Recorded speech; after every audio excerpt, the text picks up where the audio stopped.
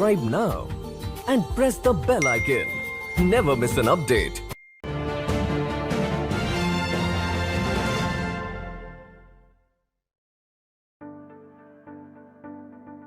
Namaste, konnichiwa. Welcome to the Nupur Tiwari Show. Let's talk business. And again, we have our guest. We have Sunil ji and Sanjay ji with us, and we'll be talking about the privatization of Indian Bank today too.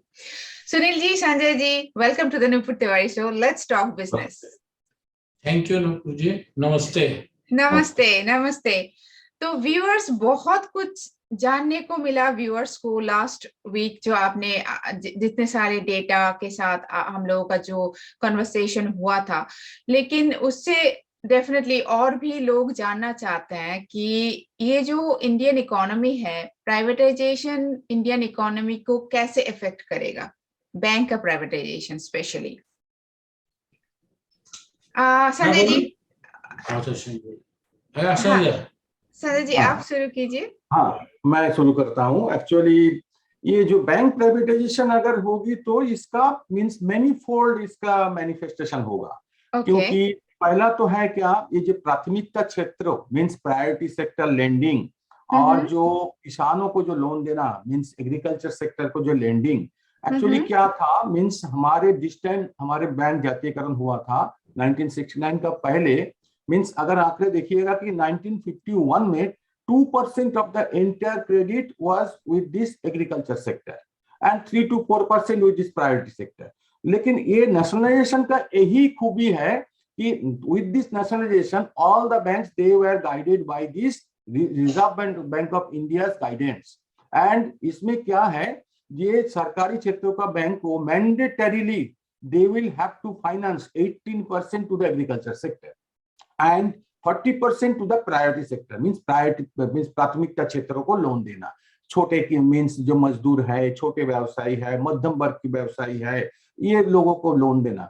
तो ये सब बंद हो जाएगा क्योंकि this banking sector means सरकारी क्षेत्र का बैंकिंग सेक्टर को ज्यादा से ज्यादा ग्रामीण क्षेत्रों में भी लोन है। और देखिए एक्सपोर्ट क्रेडिट, इसमें भी हम लोग लोन देते हैं। ये पिछले हफ्ता में हम लोग जो डिस्कस किए थे, जो बैंक का जो मींस एनपीए जो का राष्ट्रीय अर्थ बैंक सरकारी बैंक का जो एनपीए बढ़ता है, इसका एक भी कारण है मींस एक्सपोर्ट क्रेडिट को हम लोग फाइनेंस करते हैं। ये सब नहीं होगा क्योंकि these are not means attuned with this profit making, तो ये सब बंद हो जाएगा। और क्या है, हमारे जो युवा जो मींस यंग जनरेशन, इनका सबसे बड़ा समस्या होगी क्योंकि इसको जो एजुकेशन लोन जो मिलता है, बहुत सारे means there are meritorious students those they may not have the sufficient money for this higher education. These nationalized sector banks, they are giving this loan to this education loan because it is also a long term loan। तो ये सरकारी क्षेत्र के bank दे रहा है, ये सब बंद हो जाएगा। संरक्षण मींस जो रिजर्वेशन है, ये रिजर्वेशन बंद हो जाएगा क्योंकि ये रिजर्वेशन के चलते कुछ लोग जो अभी भी मींस बेंचमार्क का नीचे हैं, वो मूल स्रोत का साथ मूल स्ट्रीम का साथ जोड़ना चाहते हैं, वो बंद हो जाएगा। और जो मींस एक्चुअली मींस घाटा होगा हमारे जो रूरल क्षेत्रों के। अभी देखिए ये कोरोना का चलते, मैं कुछ दिन पहले मैं आंकड़े देख रहे थे, जो worst sufferer are the women throughout the world because this world 2/3 of the women they have lost their jobs. तो अभी इंडिया में इसका only silver lining is that this women sector means they are means provided with this banking loans through this self help group. Means they are in almost all the means villages, they are forming the groups. 7 lakh such groups are there in India. 7 lakhs means almost all means 99.99% these groups have been financed by this nationalized sector bank। self help group means in a group 20 means minimum 20 लोग रहती हैं। ये means ज्यादा सभी है क्या, घर की वाइफ मीन्स वुमेन्स जो है। तो सिल्वर लाइनिंग यही है कि वुमेन जो है ये हमारे जो मीन्स ये होता है कि फैमिली का एक तो मीन्स बैकबोन होते हैं। और रूरल क्षेत्रों में मीन्स ग्रामीण क्षेत्रों में यही लोग जो ग्रामीण जो अर्थनीति है, जो रूरल इकोनॉमी है, इसको पकड़े हुए हैं अभी तक भी। तो ये सब बंद हो जाएगा।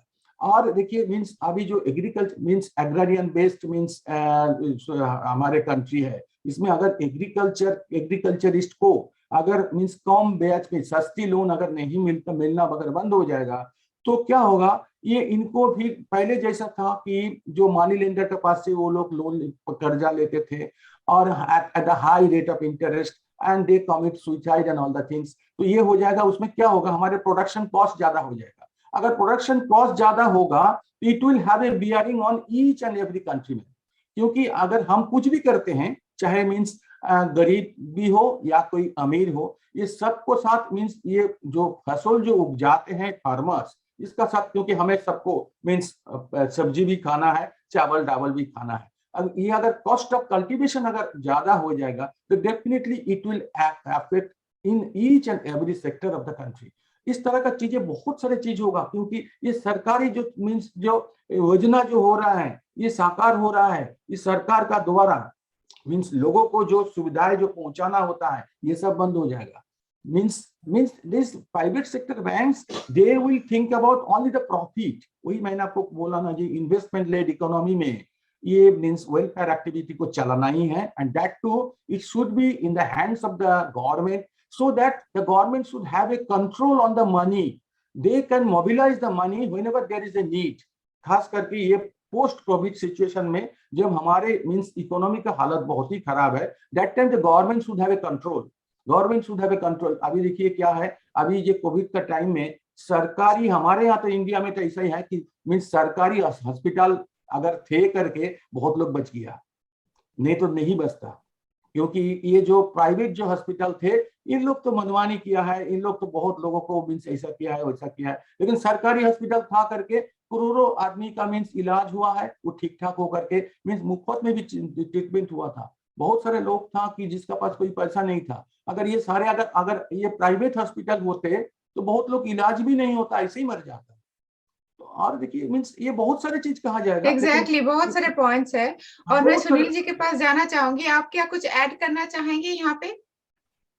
देखिए ऐसा है कि संजय ने आपको बहुत सारी बातें बता दी, और सबसे बड़ी चीज जो है संजय ने जो कही है, मैं उसी बात को रिपीट करूंगा कि जो डिस्ट्रीब्यूशन ऑफ वेल्थ और डिस्ट्रीब्यूशन ऑफ रिसोर्सेस, ये बहुत जरूरी है हमारे देश में, हमारे देश के अर्थव्यवस्था के। सरकारी बैंक उसके बहुत बड़े माध्यम है कि हम इस देश के रिमोटेस्ट कॉर्नर तक जाकर के फाइनेंशियल इंक्लूजन के माध्यम से लोगों को बैंकिंग की सुविधाएं मुहैया कराते हैं, और हम समाज के हर तबके के लोगों को हम ऋण देते हैं, हम जॉब अपॉर्चुनिटी क्रिएट करते हैं। अगर लोग ये बोलता है, बहुत बार हमारे ऊपर एलिगेशन ये आते हैं कि लोग बैंकों का राष्ट्रीयकरण इसलिए चाहते हैं ताकि वहां जो एम्प्लॉय हैं, ऑफिसर्स हैं, वो ऐसे ही दिन बिता दें और उनकी नौकरी नहीं जाए। बात नौकरी जाने की नहीं है, बात उस रोजगार की है जो हम सृजन करते हैं। जहां पर पुलिस थाना नहीं खुलती है इस देश में, वहां बैंक की शाखा आपको मिल जाएगी गुरु जी, और जहां एक बैंक की शाखा खुलेगी वहां एक चाय की दुकान खुल जाएगी, एक पकौड़े की दुकान खुल जाएगी। क्या पता कल को वहीं से चाय बेचते बेचते कोई व्यक्ति देश में बहुत बड़ा व्यक्ति भी हो जाए। हम हमेशा उस संभावना को लेकर के चलते, तो इकोनॉमिक एक्टिविटी एक शुरू हो जाती है, और धीरे धीरे वहां देखिएगा कि रोजगार का सृजन होता है। तो सरकारी क्षेत्र के बैंक के अधिकारी और कर्मचारी सिर्फ अपने लिए नौकरी नहीं, बल्कि वो रोजगार का सृजन करते हैं, और उस रोजगार का जो अनऑर्गेनाइज सेक्टर है, ये हमारे जीडीपी में अनऑर्गेनाइज सेक्टर का बहुत बड़ा कंट्रीब्यूशन है, जिसको कि कहीं कोई डाटा से लोग कलेक्ट नहीं करता है, लेकिन हर व्यक्ति ये जानता है कि उस ऑर्गेनाइज सेक्टर को अगर कहीं कोई भी इकोनॉमी में जोड़े हुए हैं तो वो है सरकारी क्षेत्र के बैंक। हमारी जो गुणवत्ता है, हम समाज सेवा को, आप वेलफेयर को you can not monetize the act of welfare. आज हम मिड डे मील देते हैं के लिए पैसा देते हैं, स्कॉलरशिप स्टाइपेंड के लिए पैसा देते हैं, हम एजुकेशनल लोन देते हैं और एजुकेशनल इंस्टीट्यूशंस के लिए भी लोन देते हैं। अभी क्या होगा कि जब जॉब अपॉर्चुनिटी चला गया तो हमारे पढ़े लिखे बच्चों को जब नौकरी नहीं मिलती है, वो कहां से लोन रिपे करें? अगर वो लोन रिपे नहीं करेंगे तो वो लोन तो खराब होगा ही होगा। तो हमारे यहाँ जो प्रूडेंशियल नॉर्म्स है वो यूरोप वाले हमारे यहाँ नहीं चलने वाले हैं। हमारे यहाँ प्रूडेंशियल नॉर्म्स हमारे यहाँ चलने वाले हैं। 90 दिन में हमारा लोन एनपीए डिक्लेयर हमको करना होगा। क्यों करना होगा? There should be some rational. Nupur ji, अगर करना है तो 60 दिन में क्यों नहीं करना और 120 दिन में क्यों नहीं करना? There should be some rational. Only because Basel recommendation was there. America में 38 स्टेट्स में अभी तक वासल 2 नहीं हुआ और हमारे यहाँ वासल 3 की तैयारी हो रही है। अननेसेसरी कैपिटल की बात होती है, अननेसेसरी कैपिटल की बात होती है। तो हमारा ये कहना है कि जो वेल्थ जो है वो कंसंट्रेशन सिर्फ चंद पूंजीपतियों के हाथ में ना हो, इसके लिए हम राष्ट्रीयकरण में ही बैंकों को रहने देना चाहते हैं। और जो ये चाहते हैं कि चंद हाथों में ही पूंजियां सिमट के रह जाए, इस देश की अर्थव्यवस्था सिमट के रह जाए, वो प्राइवेटाइजेशन की एडवोकेसी करते हैं। बस तो मैं और एक मेरा क्वेश्चन है जो मैं संजय जी से पूछना चाहूंगी पहले, कि government has taken a very strong step for resolution of NPA through IBC and NCLT. आप क्या सोचते हैं इसके बारे में? नुपुर जी, देखिए ये बहुत बड़ा अच्छा चीज है, इस सवाल है। और इस पे means when it came in the year 2016 तो हमें लगा था कि बहुत अच्छा चीज होने वाला है। आईबीसी एक्ट आ गया है, एनसीएलटी आ गया है, तो हमारे कुछ होगी। मींस बड़े बड़े जो मींस लोन जो मींस विलफुल डिफॉल्टर जो है वो उससे हम लोग वसूली नहीं कर पा रहे थे। Now the government has come forward to recover the amount, तो हम लोगों ने बहुत खुश हुआ था। लेकिन बाद में देखने के लिए पता चला कि एक्चुअली आप वसूल तो कर रहे हैं, लेकिन 100 रुपया का जो लोन है वो आप 90 रुपया मीन्स हेयर कट का नाम से आप छोड़ दे रहे हैं और 10 रुपया लेकर के उसको मीन्स सर्टिफिकेट दे रहे हैं कि your loan has been recovered. यही से हिसाब से मीन्स 5 लाख, अभी देखिएगा बहुत बड़े बड़े नेता ने कह रहे हैं कि in the last 4-5 years we have recovered 5 lakh crore. लेकिन आप कैसे किया है? क्योंकि it is a huge burden on the banking industry. Not only the banking industry, it is a huge burden on the taxpayers fund.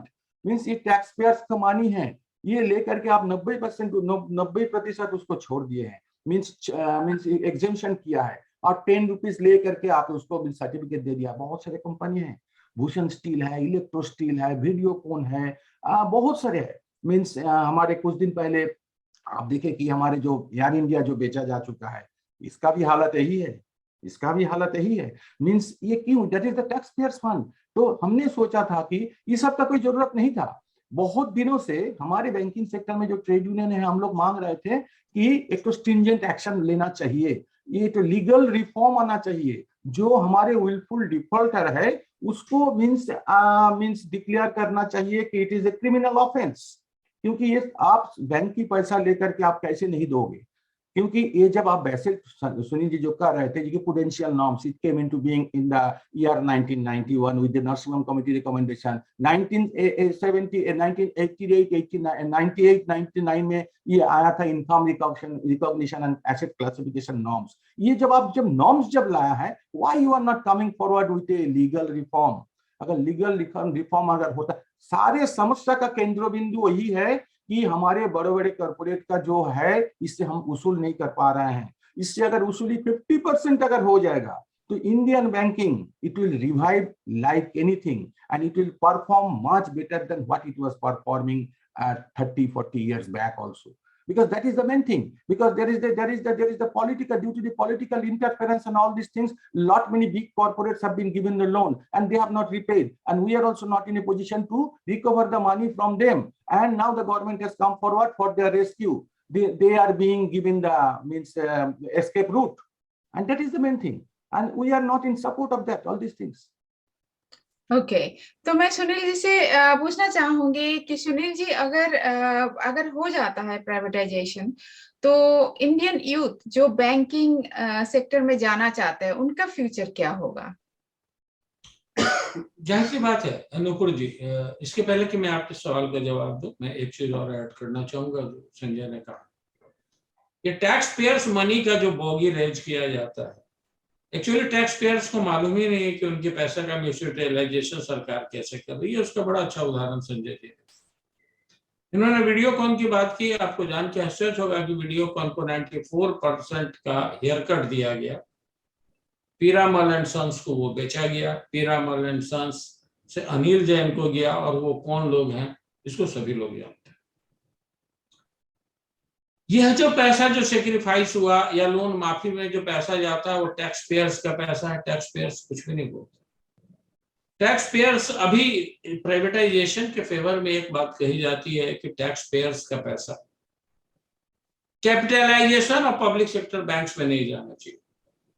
मैं आपको इतना ही बताना चाहूंगा और आपके माध्यम से वैसे तमाम लोगों को ये जवाब देना चाहूंगा कि पिछले 5 साल में सरकार ने कॉर्पोरेट हाउसेस के उतने लोन को हेयर कट दे दिया है जो कि 400 टाइम्स ज्यादा है जो 5 साल में सरकार ने पब्लिक सेक्टर बैंक्स को कैपिटल दिया। 4 टाइम्स मोर हेयर कट में दे दिया जितना कि सरकार ने हमको कैपिटल दिया। तो ये बात टैक्स पेयर्स को नहीं मालूम है। हमारे यहाँ तो टैक्स पेयर्स को ये भी मालूम नहीं है कि इतने दिनों से जो एजुकेशन सेस का हम पैसा दे रहे हैं वो पैसा अकाउंट फॉर कहाँ हो रहा है, उसका एक्सपेंडिचर कहाँ हो रहा है, एजुकेशन के किस क्षेत्र में वो पैसा जा रहा है, टैक्स पेयर्स को ये भी मालूम है। इसलिए यह एलिबाई टेनेबल नहीं है। टैक्स पेयर्स का पैसा है, टैक्स पेयर्स का पैसा है, हम सेकुलर कंट्री, ये सब स्यूडो सेकुलरिज्म और ये स्यूडो जो इस तरह की चीज है, जो छद्म बातें हैं, जो कि हम एक मतलब हाइप क्रिएट करते हैं ये बातें बोल करके, ये चीजें सत्य नहीं है, सत्य से ये पड़े हैं चीजें। अब रही बात आपने यूथ की बात की, तो आज के तारीख में पब्लिक सेक्टर बैंक बहुत बड़े एम्प्लॉयर हैं जिसने कि बहुत सारे लोगों को आज सर्विस प्रोवाइड किया। देखिए, संजय ने आपको जब अपना इंट्रोडक्शन दिया, ये रामकृष्ण मिशन रहरा से पढ़ा और फिर प्रेसिडेंसी कॉलेज से पढ़ा और फिर एग्रीकल्चर कॉलेज से पढ़ा और वायरोलॉजी में इसने कुछ किया होगा, आज बैंक में डेबिट क्रेडिट कर रहा है। इसके एजुकेशन का कोई यूटिलाइजेशन नहीं। The talent, the money, the resources of this country which was invested on him, वो properly utilized नहीं हुआ. But he has landed in a public sector bank because there was a job opportunity. I did my MSc in geology, भूगर्भ शास्त्र में, a very comprehensive science, complete science जिसको आप बोल दीजिए. I too joined the banking industry as a probationary officer. क्यों? इसलिए कि उस समय एम्प्लॉयमेंट जो है वो सरकारी क्षेत्र के बैंक में ज्यादा था और आज भी ज्यादा है और सिक्योर माना जाता है। अगर मान लीजिए कि आज हम अपना सिक्योरिटी चाहते हैं तो इसमें बुरा क्या? अगर लोगों को ये लगता है कि हम सरकारी क्षेत्र में के बैंक में इसलिए रहना चाहते हैं कि जॉब सिक्योरिटी है, तो इस दुनिया में कौन सा ऐसा व्यक्ति है जो ये चाहता है कि वो सिक्योर ना रहे, वो इनसिक्योरिटी में जिए? ये हिपोक्रेसी। और मैंने इसके पहले आपको कहा था कि हम डायरेक्टली और इनडायरेक्टली हमारा कंट्री जॉब क्रिएशन में है। आज इस कंट्री में जितना भी जहां भी जो जॉब क्रिएशन हुआ है नुपुर जी, उसमें कहीं ना कहीं सरकारी क्षेत्र के बैंक का योगदान है। चाहे वो प्राइवेट कॉलेजेस को कम अप करने में हमने फायदा हो, प्राइवेट इंस्टीट्यूशंस को फ्लोरिश करने में हमने दिया हो, प्राइवेट इंस्टीट्यूशंस में बच्चों को पढ़ने के लिए हमने लोन दिया हो, प्राइवेट इंफ्रास्ट्रक्चर, प्राइवेट इंटरप्रेन्योर को इंफ्रास्ट्रक्चर क्रिएट करने के लिए अगर लोन लेने की बात हो, सभी जगह सरकारी क्षेत्र के बैंकों ने किया। इसलिए अगर प्राइवेटाइजेशन होता है तो जो बेरोजगारी अभी जिस रफ्तार से बढ़ रही है उससे ज्यादा 100 गुना रफ्तार से बढ़ेगी, और जब इतने युवक रफ्तार जब बेरोजगार हो जाएंगे तो उसका प्रभाव समाज पर और देश पर पड़ेगा। इसलिए कि उसके बाद ये लॉ एंड ऑर्डर का इशू हो जाएंगे। मैं बस थोड़ा सा हाँ। पूछना चाहूंगी यहाँ पे, क्या उनका नौकरी ले लिया जाएगा क्या अगर ये प्राइवेटाइजेशन हो गया तो? हाँ, जाहिर सी बात है ना नुपुर जी, इसलिए कि आज हम वैसी जगह में भी काम कर रहे हैं जहां पर कि हमारी शाखाएं रिसोर्स एक सेंटर बन के रह गई। हम अगर जनधन का खाता खोलेंगे तो हम तो पैसा नहीं कमा रहे, we are not generating revenue. अगर हम लोन माफ कर दे रहे हैं तो हमारे पास तो पैसा नहीं है ना, वो हमारा पैसा वहां चला जा रहा है। तो हमारे जाहिर सी बात है कि हम वह भी सर्विस दे रहे हैं जहां की हमको मुनाफा नहीं है, हम घाटे में हैं, फिर भी हम सर्विस दे रहे हैं। हम जीरो बैलेंस पर अकाउंट खोलते हैं, तो जाहिर सी बात है कि प्राइवेट सेक्टर के बैंक नहीं करेंगे।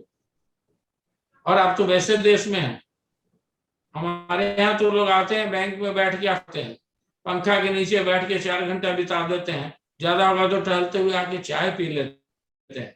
यह उनका हमारे प्रति लगाव है, और यही वजह है कि आज भी मोर देन 80% लोगों का ट्रस्ट सरकारी क्षेत्र के बैंकों पर। तो लोग है, प्राइवेट बैंक में तो ये नहीं होगा। प्राइवेट बैंक में तो अगर आप मैनेजर के पास जाके कॉफी पीती हैं तो जैसे ही आप निकलेंगे आपका अकाउंट डेबिट हो जाएगा। The time which you have taken and the coffee which you have consumed will cost you 1000 AM, whether that is pain or gain that you decide. So that way हमारे देश के लिए ये बिल्कुल ही मुनासिब नहीं है कि हम सिर्फ प्राइवेटाइजेशन की तरफ दें। जहां सुधार की गुंजाइश हो हम सुधार जरूर करें। सरकारी क्षेत्र के बैंकों पे राजनीतिक दखलंदाजी बंद होनी चाहिए। हमारा बोर्ड प्रोफेशनल होना चाहिए। हमारे बोर्ड में खामखाज, हर बैंक के बोर्ड में आप देखिएगा पॉलिटिकल लोग भरे पड़े हैं, प्रोफेशनल्स की कमी। तो जुल्म के सारे हुनर हम पे आजमाए गए, जुल्म भी सहा हमने और जालिम भी कहलाए गए। यही स्थिति है सरकारी क्षेत्र के बैंक की। हाँ, सुन के बहुत ही सचमुच नहीं होना चाहिए, कोई पॉलिटिक्स नहीं होना चाहिए इसमें, बैंकिंग सेक्टर में भी। और इसको प्रोटेस्ट करने के लिए आप लोग पूरे भारत में क्या सोच रहे हैं? कैसे आप गवर्नमेंट से बात करना चाहेंगे या कर रहे हैं? देखिए ऐसा है कि हमारी भी कुछ बाध्यता है और आपकी बाध्यता है। गवर्नमेंट का मतलब नहीं है, हम भी समझ रहे हैं। और आपका जो ये आप कारण होगा तो पूरे विश्व के लोग समझेंगे, तो कुछ बातों को हम लोग उतना ज्यादा उजागर नहीं करें। लेकिन आज सरकार में हैं कौन लोग जिनसे हम बात करें? इस सरकार में सरकार नाम की चीज नहीं है। इस सरकार में चंद लोग हैं जो पावर का कंसंट्रेशन किए हुए हैं, और उनको ये लगता है कि वो जो सोचते हैं वही सही सोचते हैं। कम से कम डायलॉग तो होते रहना चाहिए। आज हमारे यहाँ संसद में वो टेलीकास्ट होता है। आज हमारे यहाँ रिस्पॉन्सिबल गवर्नमेंट होनी चाहिए, रिस्पॉन्सिबल अपोजिशन होना चाहिए, जिसका निदान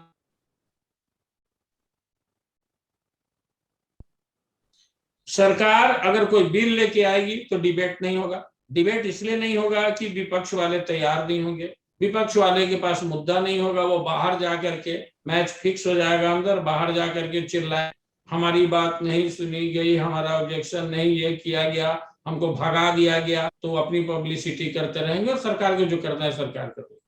हम लोगों ने हम ये नहीं बोलते हैं सरकार को कि आप हमसे बात करो। संसद ने जिस कानून को पालन किया है उसकी गरिमा को अक्षुण्ण रखना चाहिए संसद को। आप जबरदस्ती कुछ नहीं कर सकते हैं। आज बीबीबी का आपने नाम सुना होगा, बैंकिंग ब्यूरो जो है वो कॉन्स्टिट्यूशनल ऑर्गेनाइजेशन नहीं है, लेकिन वही बीबीबी ये डिसाइड करती है कि किस बैंक के एमडी कौन होंगे, किस बैंक के ईडी कौन होंगे। वैसे ही बहुत सारी वैसी संस्थाएं हैं जिनका कि अपना कोई आधार नहीं, कोई वजूद नहीं है, कोई अकाउंटेबिलिटी नहीं है। That has been created only to suit the designs of the people who are sitting in the power. Dialogue होनी चाहिए, बात होनी चाहिए, सुधार की जहां गुंजाइश हो हम उनको सजेशन देने वाले 2017 के बाद से किसी भी बैंक में वर्कमैन डायरेक्टर और नॉन एग्जीक्यूटिव डायरेक्टर की बहाली नहीं हुई, सरकार ने रोक दिया। क्यों? क्योंकि ये ट्रेड यूनियन करने वाले लोग हैं, तो ये आवाज उठाएंगे। आप अगर आवाज ही नहीं सुनोगे तो ये डेमोक्रेसी नहीं है। आप आवाज सुनो, यू शुड बी इन। अगर हम बात करेंगे तो एक मसला निकलेगा, एक हल निकलेगा, हमारे सुधार की जो गुंजाइश होगी वो बातचीत से ही निकल करके आए। वरना हमने 2 दिनों की हड़ताल की और जरूरत पड़ेगी नूपुर जी तो हम अनिश्चितकालीन हड़ताल पर भी जाएंगे। इसलिए हाँ, तो हाँ, संजय मैं जी इसलिए आपको बोल रहा था कि इस देश को बचाने के लिए हमको जो भी करना होगा हम वो जरूर करेंगे। इस देश की अर्थव्यवस्था को बचाने के लिए हमको जो भी करना होगा हम जरूर करेंगे।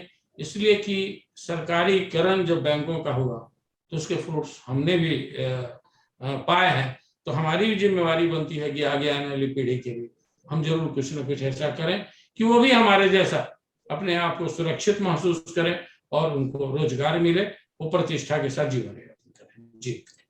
तो इसमें मैं संजय जी से मैं लास्ट क्वेश्चन करना चाहूंगी कि संजय जी, ये जो पूरे जितने नेशनलाइज्ड बैंक है सब चाहते हैं, जो आप यहाँ पे बोल रहे हैं कि वो नहीं चाहते कि ये प्राइवेटाइजेशन हो, और लेकिन अगर हम हड़ताल में चले गए तो पूरे देश के लिए भी बहुत खराब होगा, बहुत हमारे प्रोडक्टिविटी कम हो जाएगा, और जो सर्विस सेक्टर है वो भी बहुत हम लोग इफेक्टेड होंगे। तो मतलब क्या होना चाहिए बीच में, जैसे नॉर्मल लोग इफेक्ट ना हो बुरी तरीके से। सो इसमें आपका व्यू जानना चाहेंगे। देखिए नूपुर जी, एक्चुअली लोग चाहते हैं अपना भला, लोग चाहते हैं अपना भला, और मीन्स आने वाले दिनों के लिए भला। एक दिन के लिए भला, एक दिन के लिए कोई बुराई, इससे कोई फर्क नहीं पड़ेगा। तो लोग, हम भी मानते हैं, हमारे जितने ग्राहक हैं वो भी मानते हैं, या हाँ हम लोग भी मानते हैं, क्योंकि हम लोग देखिए, हम लोग जब भी कोई स्ट्राइक में जाते हैं हमारे सैलरी कटता है।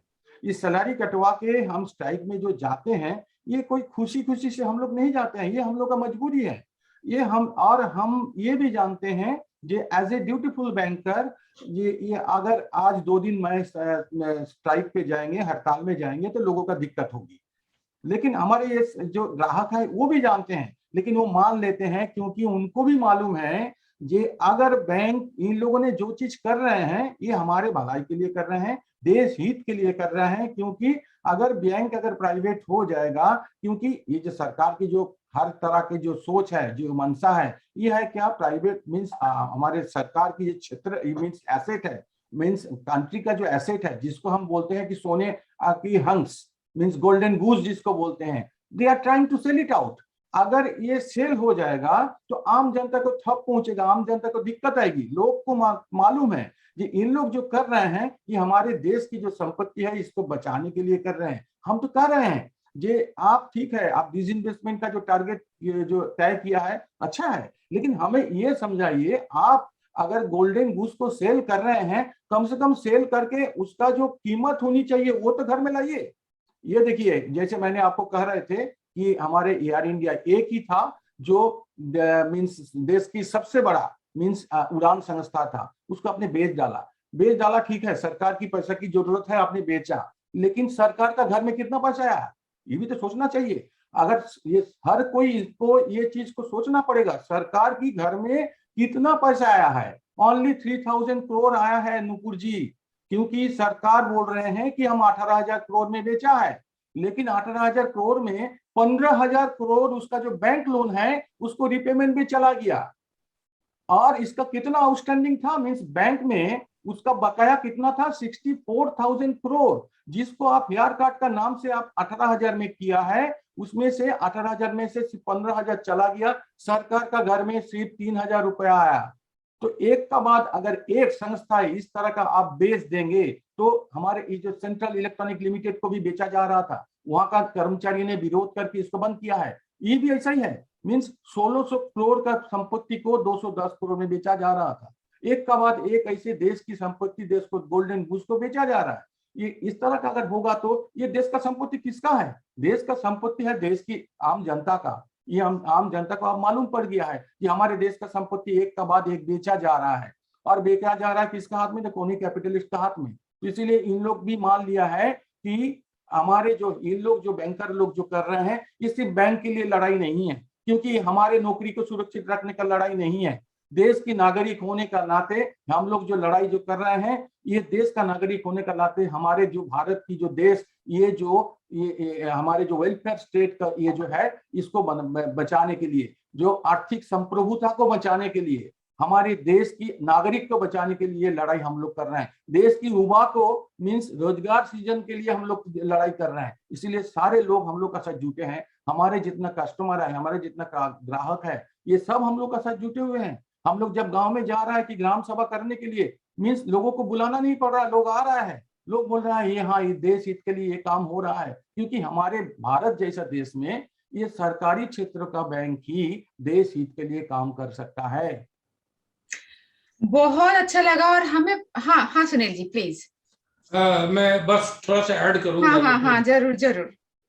एक चीज आप ये जान के चले कि ये सिर्फ भारतवर्ष में ही होता है कि सरकारी क्षेत्र के बैंक के अधिकारी और कर्मचारी पंचायत से लेकर और लोकसभा के चुनाव में लगा दिए जाते हैं। बैंकिंग व्यवस्था ठप हो जाती है नुपुर जी, और एक एक ब्रांच एक एक सप्ताह बंद हो जाता है। अगर बैंक के बंद होने से ग्राहकों को दिक्कत होती, बैंक के बंद होने से बाकी लोगों को होती, तो लोग उस समय भी आवाज उठाते ना। ये आवाज सिर्फ हमारे हड़ताल के समय क्यों? जनगणना, पशुगणना, मतगणना सब में तो बैंक के अधिकारियों को लगा दिया जाता है, और तब आप प्रोडक्टिविटी की बात करते हैं और आप एनपीए की बात करते हैं। अभी पंचायत इलेक्शन बिहार में हुए, अभी दिसंबर में अभी खत्म हुए। ये 4 महीने इलेक्शन चले हैं और एक एक बैंक के लोगों को 5-5 बार ड्यूटी दी गई है, शाखा की शाखा बंद रही है। कहाँ ग्राहकों को दिक्कत हुई? दिक्कत होती तो ग्राहक उठ के खड़े होते सरकार के खिलाफ कि कम से कम बैंक वालों को तो उसमें मत लगाओ। ये पंच चुनाव कराएं, निकाय चुनाव कराएं, ये जनगणना करें, मतगणना करें, पशुगणना करें, ये बैंकिंग नहीं है। यह भी एक बहुत बड़ा कारण है। इसलिए हम लोग उस चीज को डिस्काउंट करके चलते हैं। हम ये मान के चलते हैं कि हमारे हड़ताल से जनता को कोई दिक्कत नहीं होती। बस इतना ही। बस हमें बहुत कुछ जानने को मिला। हम बस यही चाहेंगे कि जो भी हो भारत के लिए देश हित में हो, देश के सबके लिए जन कल्याण के लिए हो, और हम भारत को आगे हम we can take India forward actually, वो हम कर सके। तो उसके लिए करना चाहेंगे। आई एम श्योर कि सब वही सोच रहे हैं, और उसके साथ जो भारत के लिए अच्छा होगा हम सब उसी के साथ है। और व्यूअर्स जो देख रहे हैं, आपको बहुत कुछ सीखने को मिला, बहुत कुछ जानने को मिला। हम चाहेंगे कि आपका जो भी क्वेश्चन हो आप हमें लिख के भेजिए, तो हम सुनील जी से, संजय जी से हम पूछ सकते हैं, और हम और जितना आप अगर चाहेंगे तो हम और भी एपिसोड बना सकते हैं आपके क्वेश्चंस के ऊपर, और उसी के ऊपर आपको जो भी जानने का है हम आपको वो इंफॉर्मेशन दे सकते हैं। सुनील जी, संजय जी, आपके टाइम के लिए, इतने सारे इंफॉर्मेशन के लिए रियली रियली बहुत बहुत धन्यवाद। और हम आशा करते हैं कि जो भी हो भारत के हित के लिए हो। धन्यवाद नुपुर जी, जय हिंद। और आपको भी बहुत बहुत आभार, बहुत बहुत शुभकामनाएं। बहुत बहुत आभार, बहुत बहुत शुभकामनाएं आप दोनों को भी, और बहुत बहुत धन्यवाद। जय हिंद। जय हिंद, जय भारत। जय हिंद, जय भारत।